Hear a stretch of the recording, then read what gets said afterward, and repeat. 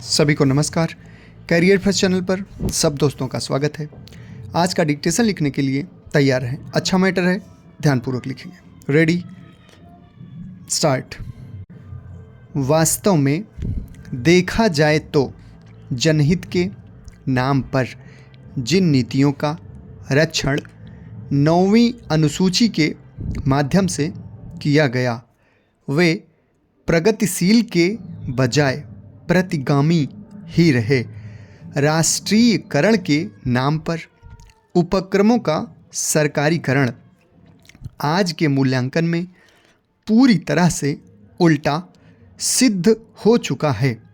यह आर्थिक विकास की राह में सबसे बड़ा अवरोध बन गया। उद्योग धंधे हड़ताल की परंपरा के कारण बंद होते रहे। इतना ही नहीं, अदूरदर्शी नीतियों के रक्षण के लिए उन कानूनों को न्यायिक समीक्षा के बाहर रखना वस्तुतः प्रजातंत्र को ही क्षति पहुंचा सकता है।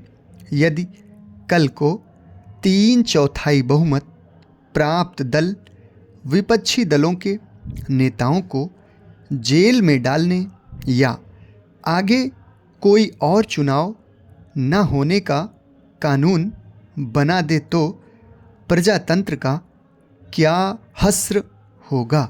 सर्वोच्च न्यायालय के इस फैसले को इस अर्थ में आश्वस्त करने वाला माना जा सकता है कि अब किसी भी सरकार या संसद के लिए यह आसान नहीं रह गया है कि वह 1975 की इमरजेंसी की तरह नागरिकों के मौलिक अधिकार छीन ले। कोई तानाशाह लोकतंत्र को दरकिनार कर दे या फिर फांसीवादी विचारधारा वाली ताकतें चुनाव के जरिए सत्ता में आने के बाद संविधान के धर्मनिरपेक्ष स्वरूप को बदल दे, यानी कार्यपालिका और विधायिका पर अवरोध और उनकी शक्तियों को संतुलित करने के उपाय ज़्यादा मजबूत हो गए हैं। लेकिन एक दूसरा भी संदर्भ है जिसमें इस फैसले को अगर देखा जाए तो यह आश्वस्त करने से ज़्यादा उन सभी लोगों के लिए परेशानी का सबब लगता है जो भारतीय संविधान को सिर्फ एक न्यायिक और जड़ दस्तावेज के रूप में नहीं देखते। भारतीय संविधान एक राजनैतिक दस्तावेज भी है।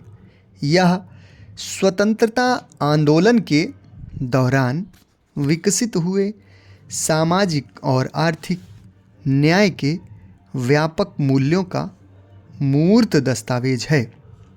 असली बात संविधान के शब्द नहीं बल्कि इसके पीछे की भावना है। कुछ मामलों में 9वीं अनुसूची इस भावना को व्यावहारिक रूप देने का माध्यम भी मानी जा सकती है।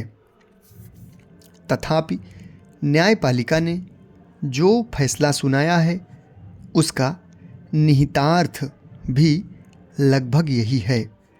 यहाँ संविधान पीठ ने 9वीं अनुसूची पर प्रश्न चिन्ह खड़ा नहीं किया है।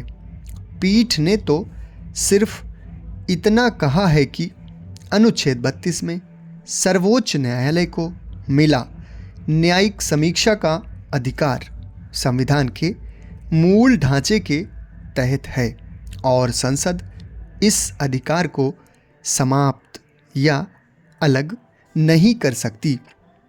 इस फैसले में सर्वोच्च न्यायालय ने यह पुनः स्थापित किया है कि कानून के समक्ष समानता, जीवन का अधिकार, न्यायिक समीक्षा और शक्तियों का पृथक्करण संविधान का बुनियादी स्वरूप है।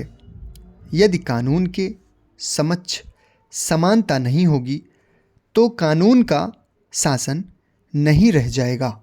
समाप्त। धन्यवाद।